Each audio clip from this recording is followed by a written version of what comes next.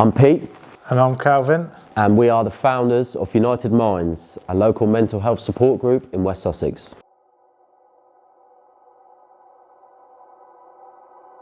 So how United Minds was created, me and Cal were friends in school, weren't we? We know each other for a long time. And I did an interview which went off, to be fair. It took off more than I ever thought. It was a 50-50 for me in my head.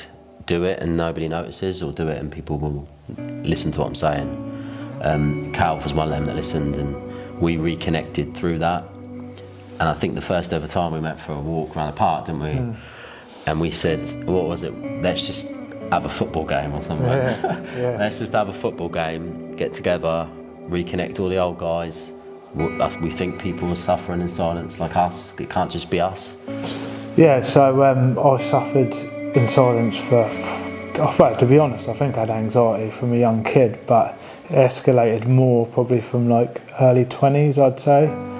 And I didn't say nothing to no one, none of my family, no one at all. And it wasn't until I noticed it was affecting my family life. That's when I went and got the counselling I had. So I just don't want people to suffer in silence. I do live by a saying now that cycling saved my life, and that is, there's no truer word in my life than that. And I never thought I'd say that. I never thought I'd be wearing lycra and jotting around in country lanes on a cross-country bike. Do you know what I mean? Like one of them. But it's the release of, I'm burning energy, I'm burning natural energy, I'm making myself tired. Never used to sleep for years, like never switch off. Like when you're down in the dumps, you never switch off.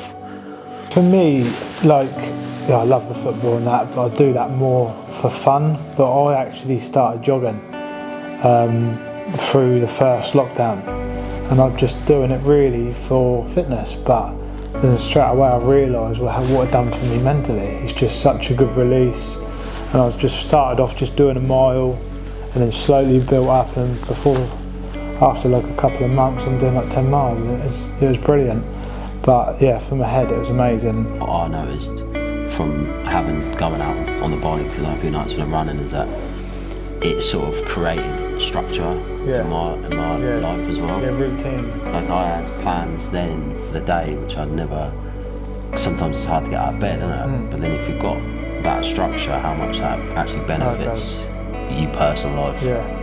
Just from that one decision to take up something that is good for you, your fitness. For me, now after doing the boxing, I would say that's by far the best thing I've ever done for my head. You can do anything up there first before your physical body will stop you. I think looking back at it, the hardest challenge for me so far was getting the counselling what I had and getting through the initial bit, and then from that everything's just been, now looking at things, you can do that, you can do anything. We want to keep people smiling, we want to keep people talking. We have a link with Westbourne Wow Clinic now that we do a boxing night. We do yoga, meditation, all with instructors, all free of charge. There's avenues there for people to use, do stuff that they may have never done before. We encourage them to try it with us. Come with us, we'll be with you along the journey. We can put people if people need therapy in there now. We can beat the queue in the sense of NHS's, because it's hard. We can help with that now. We're in a position to help people with that.